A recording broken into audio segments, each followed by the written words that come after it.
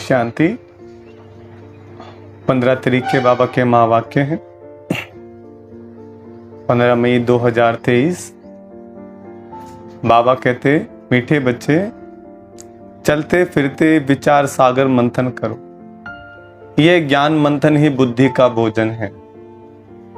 विचार कर सर्विस की नई नई युक्तियां निकालो। पर्सन ज्ञान अमृत धारण करने व कराने की शक्ति किन बच्चों में आती है? ज्ञान अमृत धारण करने व कराने की शक्ति किन बच्चों में आती है? उत्तर, जो बाप का बनते ही पवित्रता की पक्की प्रतिज्ञा करते हैं। बाबा कहते, बच्चे याद रखना, अगर इतना सुनते भी पवित्र नहीं बनेंगे तो बुद्धि का ताला बंद हो जाएगा। एक कान से सुनेंगे, दूसरे से निकल जाएगा। बाप का बने हो तो गंदगी को निकाल दो। उल्टा कर्म किया तो गला घुट जाएगा। ज्ञान सुना नहीं सकेंगे, इसलिए सावधान, इसलिए सावधान। गीत तूने रात गवाई सो के, दिन गवाया खाए। हीरे जैसा जन्म ये कौड़ी के मोल जाए। ओम शांति। अब बाप बैठ बच्चों से पूछते हैं कि बच्चे, बेहद के बाप को अच्छी रीति से जाना है? पूछना पड़ता है, नहीं तो पूछने का कायदा नहीं है। सब जानते हैं वह हमारा माता पिता है। माता पिता मिले तो हो गए आस्तिक। माता पिता जिससे सुख घनेरे मिलते हैं।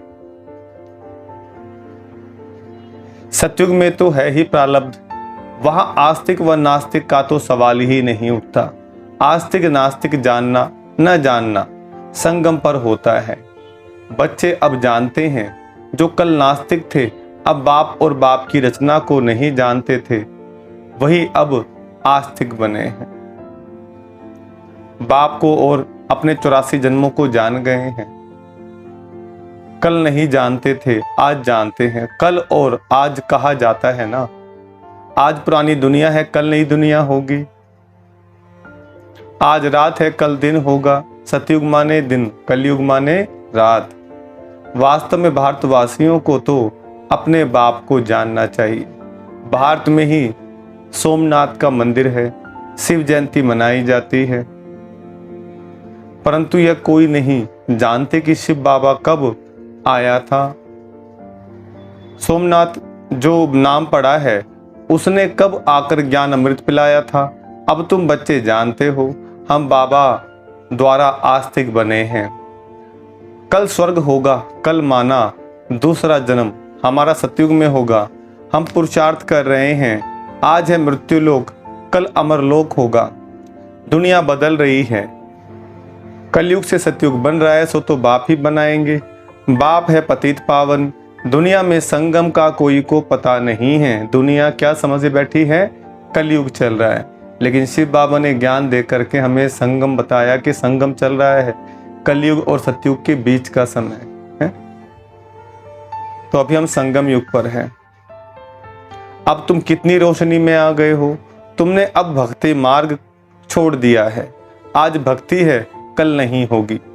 ऐसे नहीं आज भक्ति है, कल फिर ज्ञान होगा, नहीं।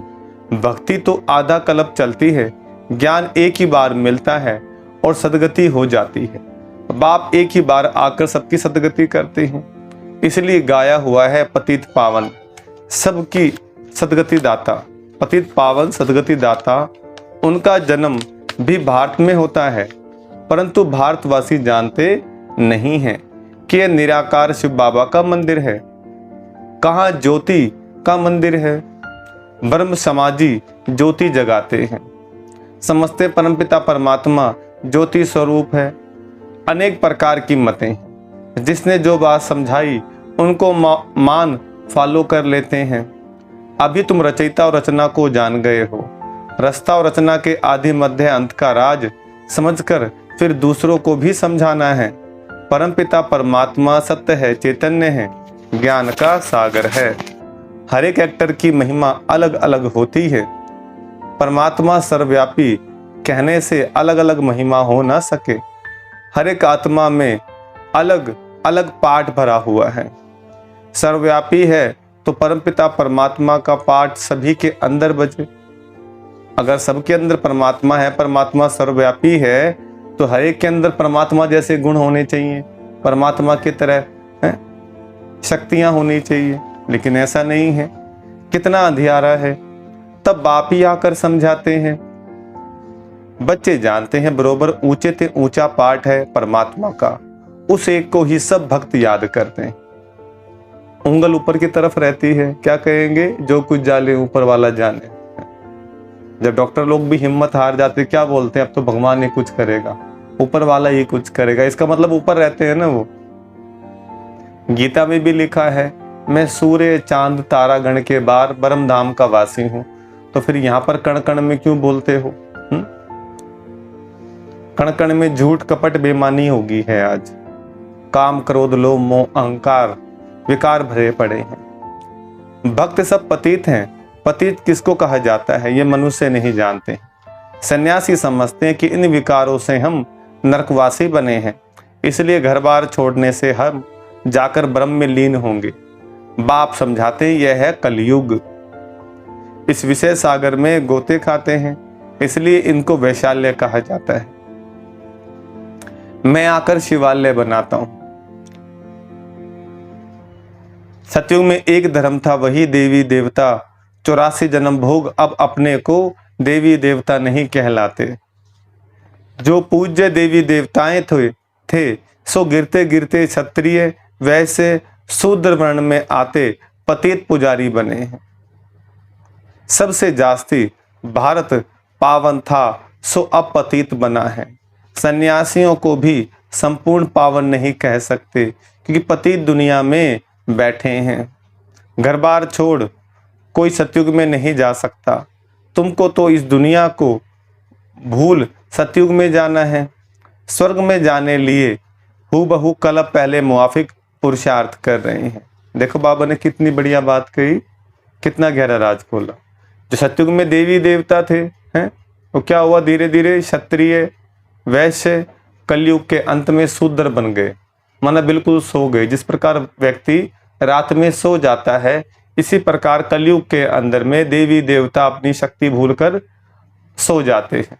परमात्मा आते हैं तब जाकर देवता जागते हैं। इसलिए कहते हैं ज्ञान सूर्य प्रगटा अज्ञान अंधेर विनाश। जो देवी देवता कुल की आत्माएं जब भगवान धरती पर आते हैं तो उन देवी देवता कुल की आत्माओं को सबसे पहले उठाते हैं। जब वो देवी देवता उठते हैं तब भारत का कल्याण होता है। भारत के साथ साथ पूरे विश्व का कल्याण होता है। वो कार्य अभी चल रहा है। देवी देवता कोई 6 महीने सोते 6 महीने जागते नहीं हैं। ये पूरे 2500 वर्ष सोते हैं और 2500 वर्ष जागते हैं। तो अब वो कार्य चल रहा है बड़ा गुप्त रीति से। फिर दुनिया वाले हर साल निभाते हैं, उस चीज को बनाते हैं रीति रिवाज के रूप में, परंपरा के रूप में।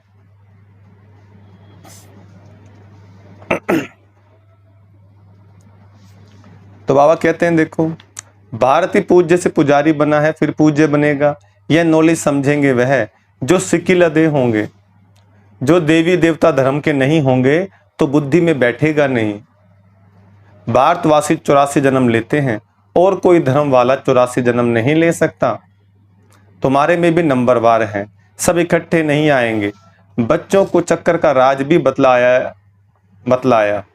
सीजरा कैसे बनता है, सीजरा आत्माओं का भी होता है, उनको फिर रूहानी कहेंगे।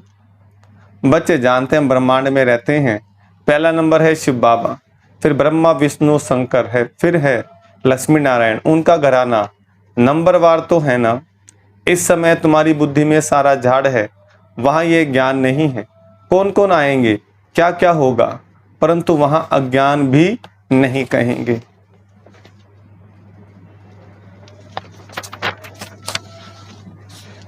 वह है प्रारब्ध जो इस ज्ञान से पाते हो। अभी है चढ़ती कला, पीछे है गिरती कला। 1250 वर्ष में 2 कला कम हो जाती है, थोड़े थोड़े होकर गिरते हैं। तुम अब सब हिसाब निकाल सकते हो। पहले है थुर, फिर फाउंडेशन निकलता है। अब तुम बीज और झाड़ को अच्छी तरह जान चुके हो। अब तुम बाप द्वारा नास्तिक से आस्तिक बन गए हो। परमात्मा जब आते हैं तो हमें स्वास्तिक का ज्ञान समझाते हैं। स्वास्तिक माना सृष्टि चक्र, कैसे सतयुग में आए, कैसे त्रेता में रोल प्ले किया हमने, फिर द्वापर और कलयुग के अंदर, कलयुग और सतयुग के बीच में शिव बाबा आते हैं तो वो संगम युग होता है। जिस प्रकार सवेरे के समय सूर्य उदय होता है, ऐसे ही परमात्मा ज्ञान के सूरज बनकर के प्रकट होते हैं और हम बच्चों को उठाते हैं और हमारा भाग्य जन्मों जन्मों के लिए बनाते हैं। तो अभी देव उठावनी चल रही है, मनुष्यों को उठाया जा रहा है, उनकी देवी चेतना जगाई जा रही है। तो बाबा देव क्या कहते हैं?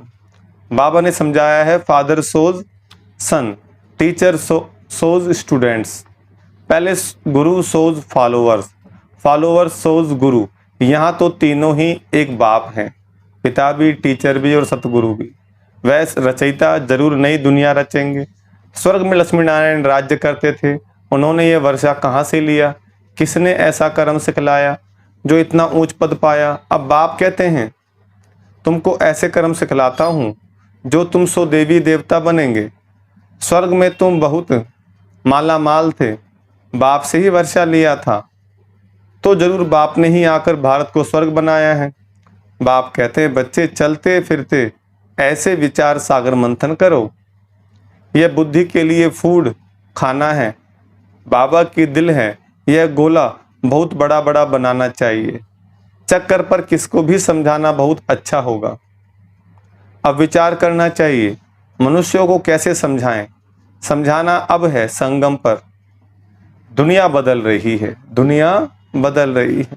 यहाँ अनेक धर्म हैं, वहाँ एक धर्म है जो बाप ने स्थापन किया है।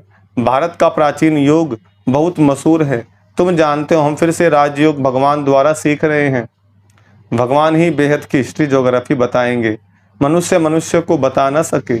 यह बाबा कहते हैं, मैं कुछ भी नहीं जानता था। बाबा अपनी महिमा नहीं करते हैं कि ऐसा था वैसा था। बाप कहते हैं, यह भक्ति के कर्मकांड अब मत करो, अब भक्ति पूरी होनी है, रात के बाद दिन आएगा। अभी तुम बच्चे हो, संगम पर ही नॉलेज मिलती है। बाप कैसे पहले सूक्ष्म वतन की रचना करते हैं, फिर प्रजापिता ब्रह्मा द्वारा नई सृष्टि रचते हैं। इनका ही मनुष्य सृष्टि सिजरा है, इसको ही आदिदेव आदिदेवी कहा जाता है, एडम ईव भी कहते हैं। अब माता पिता है तो सृष्टि कैसे रची? एडम को आदिदेव ब्रह्मा कहेंगे, परंतु वह क्रिएटर नहीं है, ऐसे नहीं समझते। परम पिता परमात्मा ने एडम द्वारा जरूर गॉड ही स्वर्ग का रचयिता है, वह है निराकार बाप। देखो एक बात कहते हैं, जैसे ब्रह्मा बोलते हैं हम, मुस्लिम लोग बोलते हैं आदम, क्रिश्चियन बोलते हैं एडम। एक कहावत आती है, ए आदम तू खुदा नहीं, पर खुदा तुझसे जुदा भी नहीं।